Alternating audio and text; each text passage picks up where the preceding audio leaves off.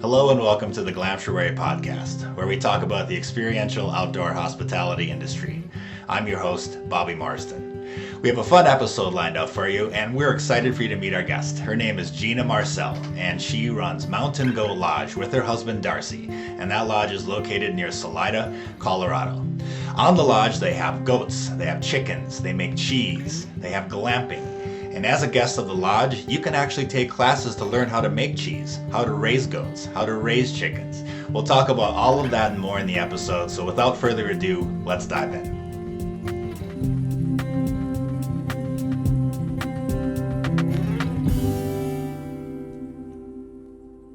Hi, Gina. Welcome to Glamptuary Podcast. Hi, Bobby. Good to see you. It's good to see you. It's been a minute since our visit, and I know you just got back from a vacation, probably a well-deserved one. Where'd you go? Oh, we went all over Europe. It was wonderful but exhausting. We went from Holland to Germany to Austria to Hungary, and took a river cruise, amongst other things.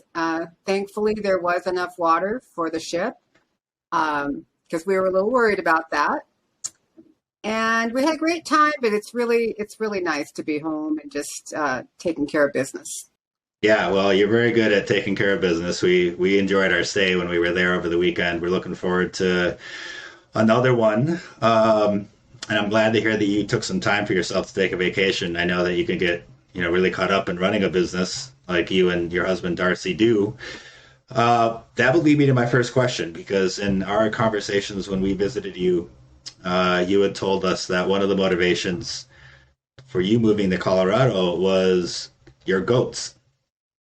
And we've been talking to a lot of different Glamptuary owners, and everyone has their own unique story of what brought them to Colorado. Some people had been born and raised here and they wanted to come back.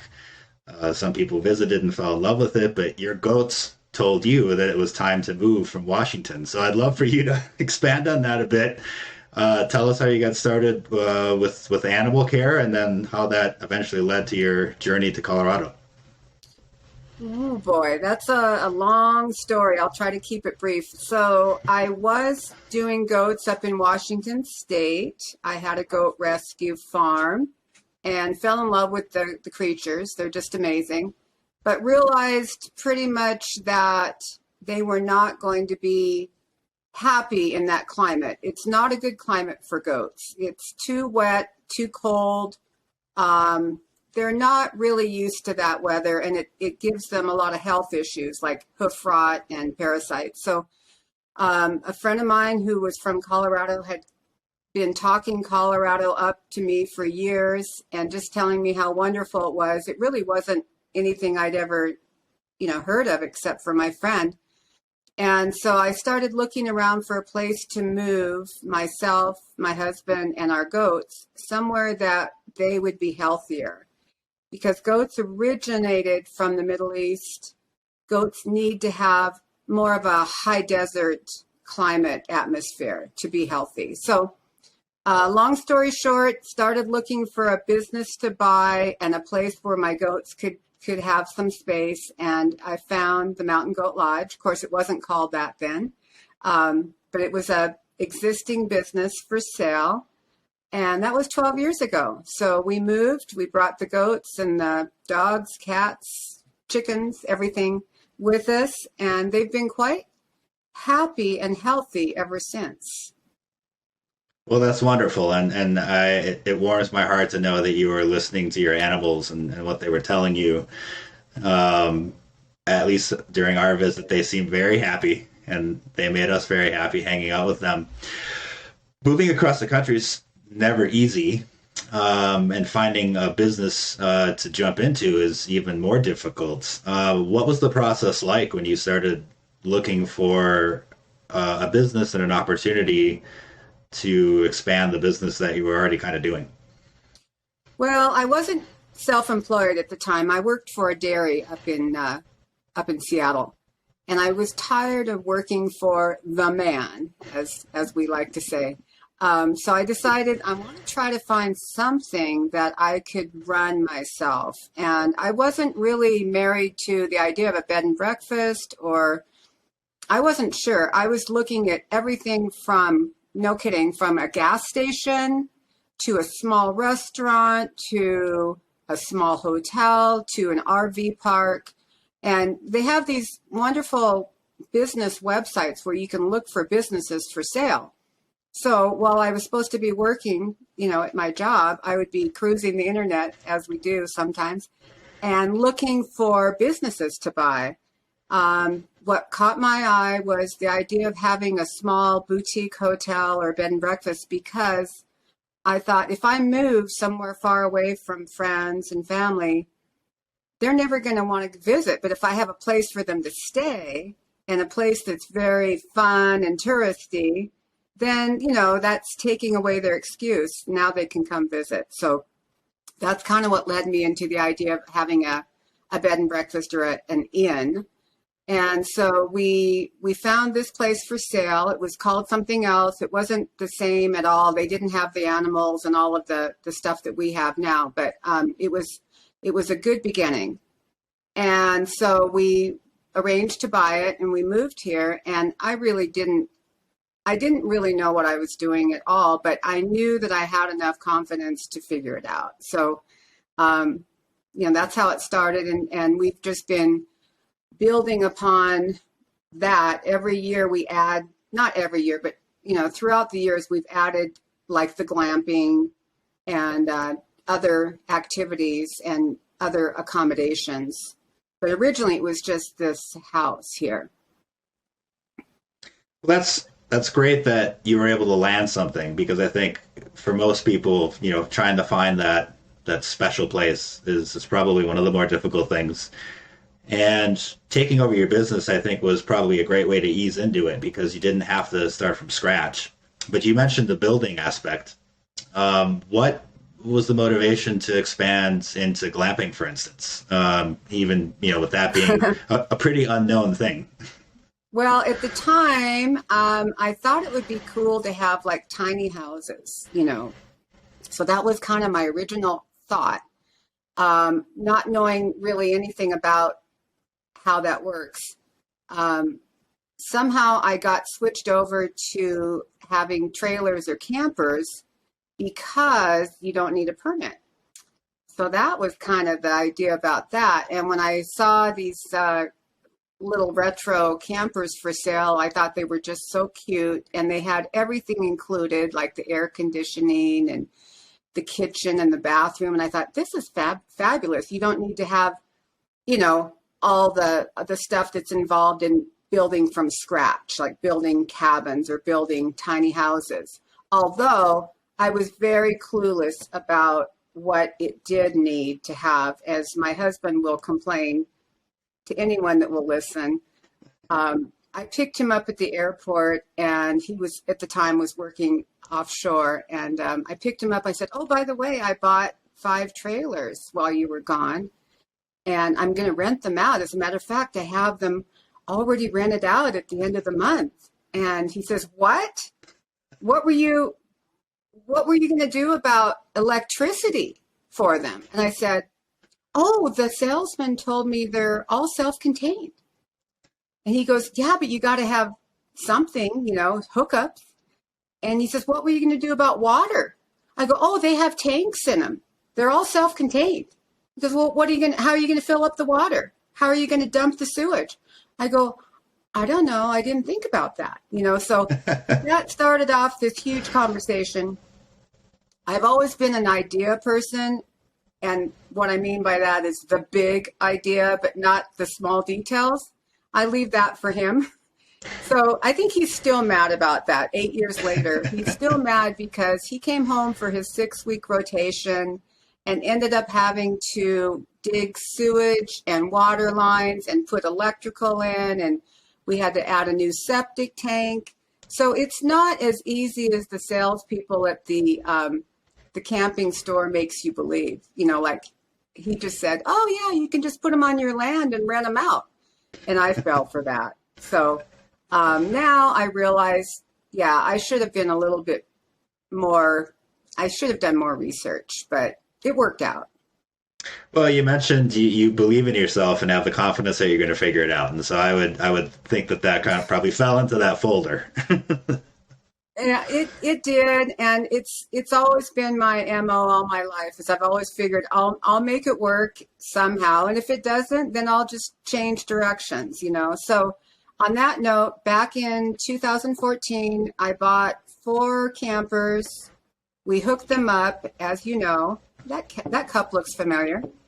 And Yeah. then I bought an old trailer that needed renovating from the 50s.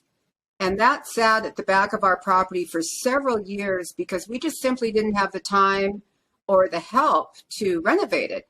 So about 3 or 4 years after we got it, we finally renovated it. And that is our Magnolia trailer that we rent out also. And then at the same time, we were, as a joke, we had a teepee. The teepee was falling apart.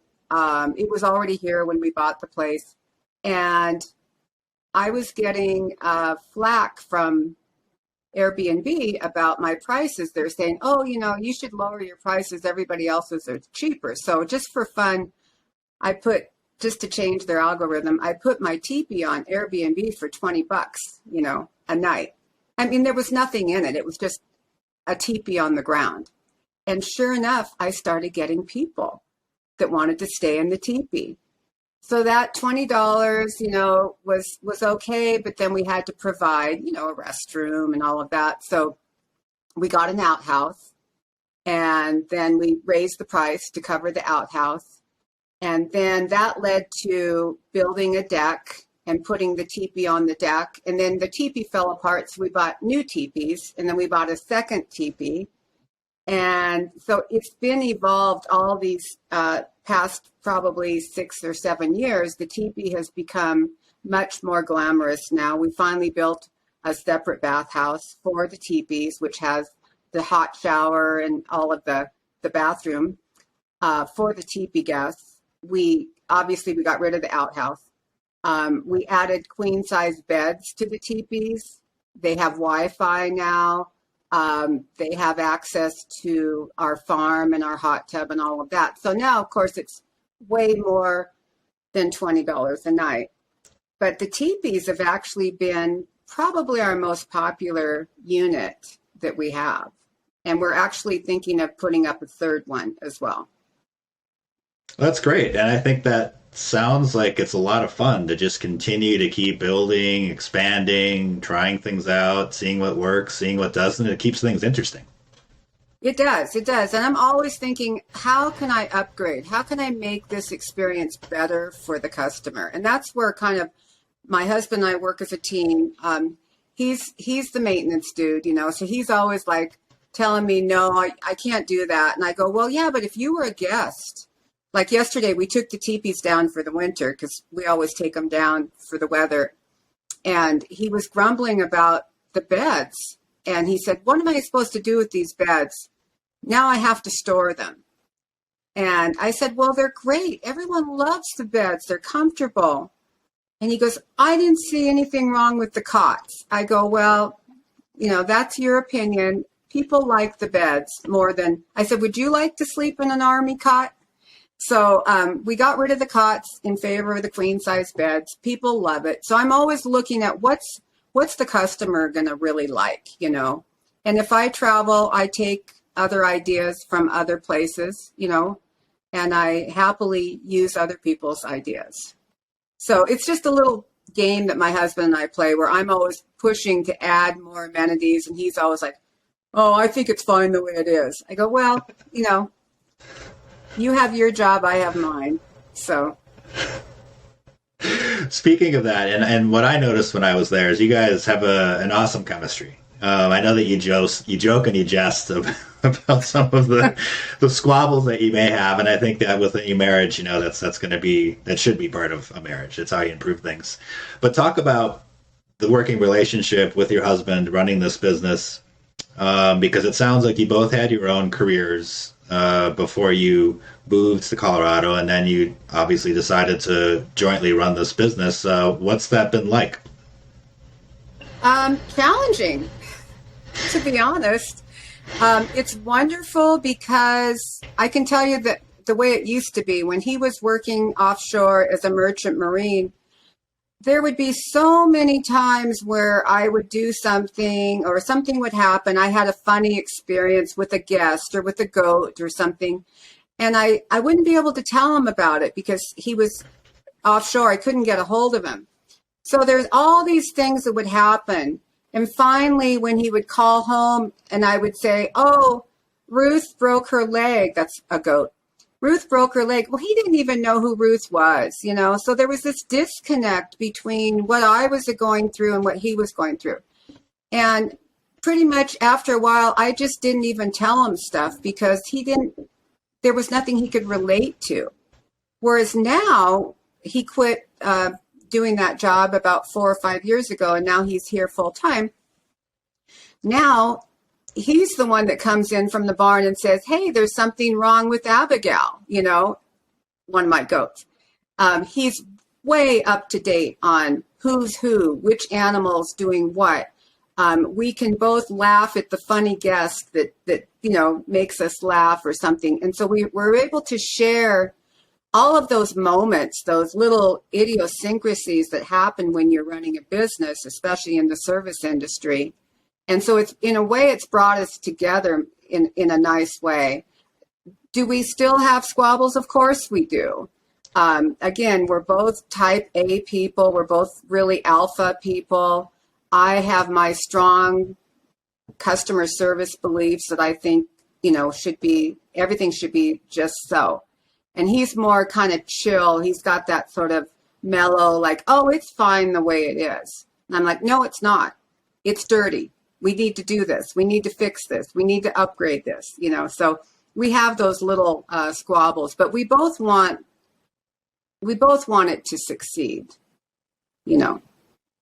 Yeah, and one thing I noticed that was succeeding were the breakfasts that you both prepared together. So that's obviously one thing that it seems like you have a very good working relationship in the kitchen. And I feel if you can make it work in the kitchen, you can make it work anywhere. What you saw was after several years of, you know, timing and orchestrating and working together. It didn't happen that way all at once, but I'm glad that it looks good now, because in the beginning it didn't always look that way.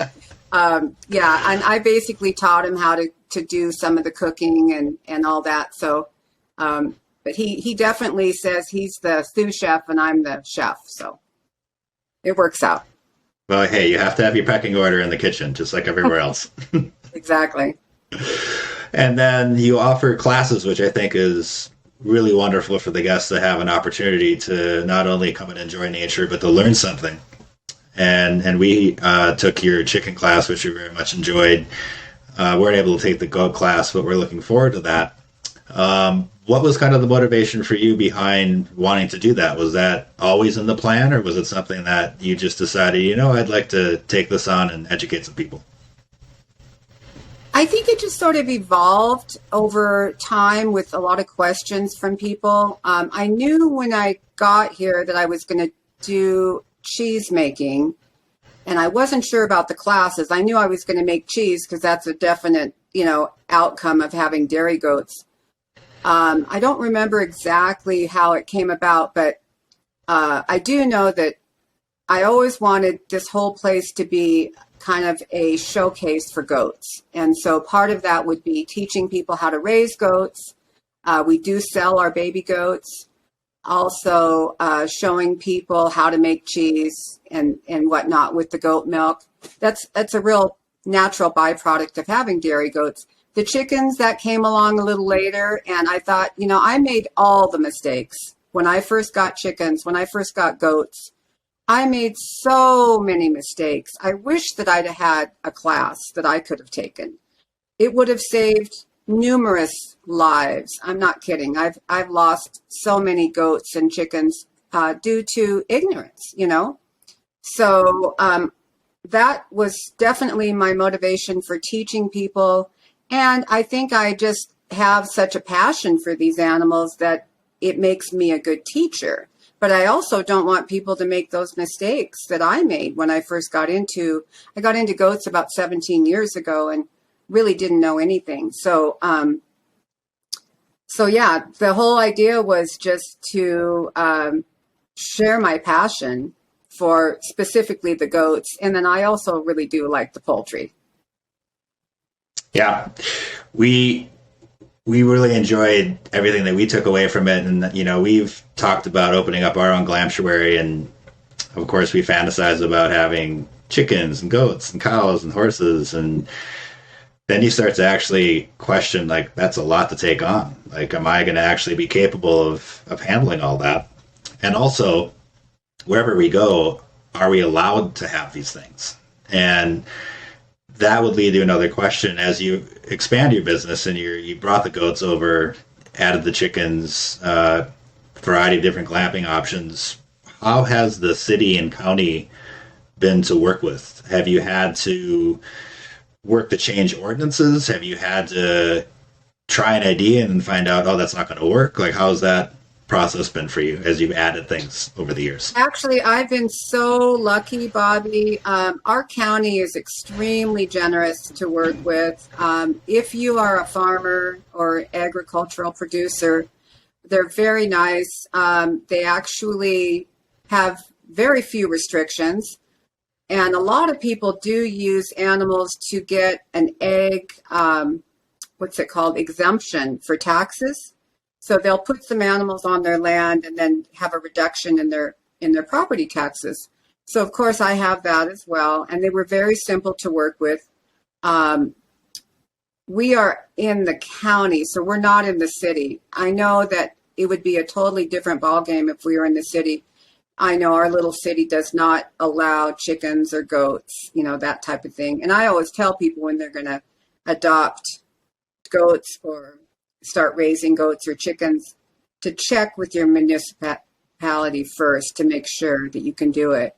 I know people still do have chickens, even though they're not supposed to sometimes. And I always tell people that if you want to do that, just make friends with your neighbors and give them eggs and stuff, and usually they're not going to report you unless you become a nuisance. So, but no, our county is really favorable. One thing I noticed, which was really amazing, was we put up a barn, and I called up the county years ago and I said, how do I apply for a permit for the barn? And he goes, oh, it's for farming. You don't need a permit for a barn. And I was blown away. Just couldn't believe it. Coming from a state that was very regulated to Colorado, woohoo, it's just, I don't know if they've changed since then, but back when we put up the barn, it's been about 11 years, we didn't need a permit. So that was nice. That's cool. And one part of the business obviously is expansion and coming up with ideas of things to do on the property. And then another part is marketing. And so as you've kind of progressed through opening this business and operating it and working to grow it, what kinds of things have you noticed that have worked for you as you've marketed, and what kinds of things have you tried that maybe didn't work out as planned? Well, like any new business owner, you kind of throw a lot of stuff at the wall and see what sticks, right? So I made some big mistakes in the beginning. I did some, this sounds so antiquated, but I did some actual print ads. I got talked into putting ads in magazines and directories and phone books. All of that was a waste of money. I also wasted money on, I remember this, I got talked into this, I'm very easily talked into things, but this guy had this fishing website, and he sold me this really expensive ad on this fishing website that was supposed to bring me all kinds of business. I didn't get one person from that. But what I do use is a lot of word of mouth. We have a lot of repeat business. We have good reviews and good reputation online. The big major directories like Google and TripAdvisor. And then we use, for glamping, we've used the Glamping Hub. We're starting to work more and more with them because they've integrated into our software for our booking calendar. And then Hip Camp is good for glamping. And then, oh, of course, Airbnb. So a little bit of this, a little bit of that. But I learned my lesson. Don't do the print ads. That's very, very wasteful. So, you just learn, trial and error. So, and having a good website is really important. And I probably would be getting more business if I spent a little more energy on social media. But right now, I just don't have it's not that I don't have the time. I'm just not really interested in doing social media. I'd much rather be out working with my animals and doing hands-on things like that. And so right now we're not trying to expand anymore. We're not trying to add maybe a third teepee, but other than that, what we're doing now is maintaining and upgrading. So in the lodge, we just replaced our drapes and all of our pillows on the beds. And then in the trailers, we're going to be doing a lot of maintenance. We're going to replace the floors and just do a lot of cosmetic stuff because they kind of get worn out pretty quick. So there's a lot of upkeep. Yeah. So that's what we're doing this year. It sounds like you're doing a lot, and it sounds like you do a lot. When you're deciding not to work, when it's time for some fun, what do you like to do? What do your husband like to do when you're not upgrading, replacing pillows, replacing floorboards, putting in septic tanks, taking care of goats? Well, and not going to Europe. Actually, what our favorite activity is in Colorado is we like to go to hot springs. And so on our bucket list is we are trying to make it to there's about 30 hot springs, public hot springs in Colorado. So that's on our bucket list, is to cross each one off of our list. And so when we do get away, which is every couple of months, we'll take a night or two off, we'll go to a hot springs. Relaxing, fun, rejuvenating, even healthy. Yeah, supposedly. We actually went to some hot springs in Europe also for the mineral water, but I like the ones right here. I mean, we have 5 of them within an hour from our house, so it's really nice. Yeah. So, yeah. And then in the summertime, we like to, we don't get a chance to do it very often, but we like to kayak, and I like to hike. Well, there's lots of great hiking in Colorado, that's for sure. Well, we're certainly excited to come back and see all the improvements and take the classes that we missed. So we're definitely looking forward to our next visit. Sounds good. I can't wait to have you. Well, I like to end every interview with a set of questions. These were invented by a gentleman named Bernard Pivot. But if you're up for it, I'd love to go through them with you. And your interest is piqued. I hope it's not a test. Not a test at all. I hope it's not an IQ test. Okay, go ahead. All right. Try. First question. What is your favorite word? Accoutrement. That's impressive. I just love it. I love the way it sounds, and I love what it means. It's just, I don't know. It's fun. I love it. What is your least favorite word? I don't know. That's a very good one. Complaints.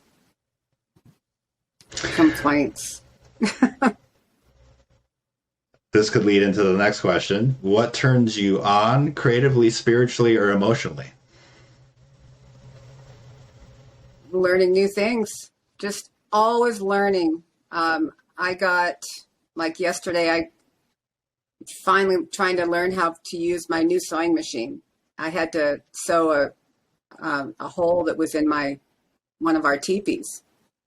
And so I went on YouTube and just went nuts trying to figure out how to make it work right. And I got it to work right. So I'm happy.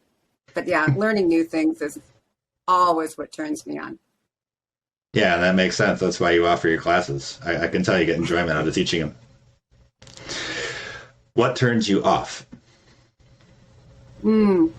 Small-mindedness.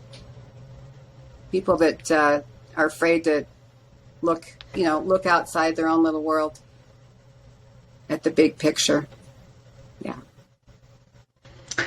What is your favorite curse word? Oh, well, that's a good one. I use way too many of them. I'm actually trying not to curse anymore. So I would have to say my mother taught me to curse in a ladylike way. Like she would say things like, see if I can say it without messing up. I don't shiv a git. So I'm trying to be more ladylike in my old age instead of like my husband, the sailor. Maybe next time we'll run through this list of questions with him and see what he says. What sound or noise do you love? I love the sound of my goats, the way they talk, the little noises they make, especially the babies. Yeah. I love the goat sounds. I can do them all myself if I had to, but they're so interesting. Yeah, they are. What sound or noise do you hate? Anything that squeaks, like a squeaky hinge, a squeaky door. Just, I don't know. That just bugs me. Yeah. I'm real big with my WD-40, so I'll walk around and just spray hinges all day long, just to avoid that squeaky noise. Yeah, I'd agree with you there. What profession, other than your own, what you're currently doing now, would you like to attempt? Probably working in nonprofit for animals. Animal advocacy. I'm a big fan of Ingrid Newkirk from PETA and the work they've done, that and the International Humane Society. So, if I ever quit doing this, I'd probably spend my rest of my days either volunteering or working for one of those groups because they do such great work. As a matter of fact, a big, huge feather in their cap, the International Humane Society just got involved and succeeded in getting rid of bullfighting in Mexico City this last summer. Oh, I didn't know that. And I was a huge advocate, for the bulls, and really excited to find out that this huge traditional cultural activity is no longer, thank goodness. So. That must have been a big shift because that's been around for a long time. It is. However, if you do any reading about it or investigating about it, you'll know that Mexicans in general are huge animal lovers. And so there was a shift in the culture and the fact that the people just couldn't stand the abuse anymore, of the animals. So even though it was part of their culture, and a lot of people obviously still wanted it, but the majority of the people and the government shut it down. So, yay. Yeah, it's good to hear. What profession would you not like to attempt? Oh, dentistry. Anything having to do with having to clean teeth and all of that. Ugh, I couldn't handle that. I'm not a fan of sitting in the dentist chair, or I would not want to be the one standing over someone in a dentist chair. Yeah. The smells, the noise, the drill, when they're drilling, that it's like torture. It's like torturing people. And God bless those people that do it, because somebody has to do it, but I could never do that at all. Yeah, I don't look forward to my dentist appointments. Final question. Okay. If heaven exists, what would you like to hear God say when you arrive at the pearly gates? Here's all your animals that have been waiting for you. Yeah, Yeah, I think the same thing over the Rainbow Bridge. exactly. Yeah, I can't wait to see them all again.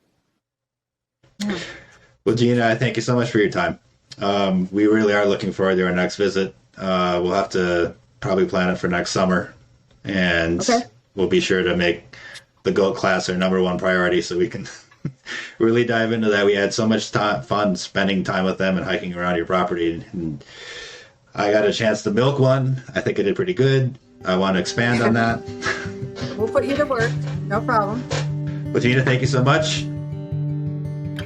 Tell Darcy I say hi. Darcy, Bobby says hi. Bye. He's in the background. All right. Thanks, Bobby. Okay, thank you very much. Take it easy. Bye-bye. See you soon. I hope you enjoyed that episode and the conversation I had with Gina as much as I had having it. Gina and Darcy are awesome. They run a fantastic operation near Salida, Colorado, and if you get the chance to stay at Mountain Goat Lodge, I'd highly recommend it. And if you'd like to book, you can do so directly on their website, which is www.mountaingoatlodge.com. That is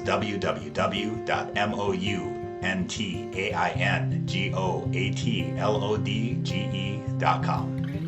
And if you'd like to follow us on our podcast, you can do so on our website, which is www.glamptuary.com. That is www.glamptuary.com. Thanks again for joining, and we'll see you on the next episode. Safe travels.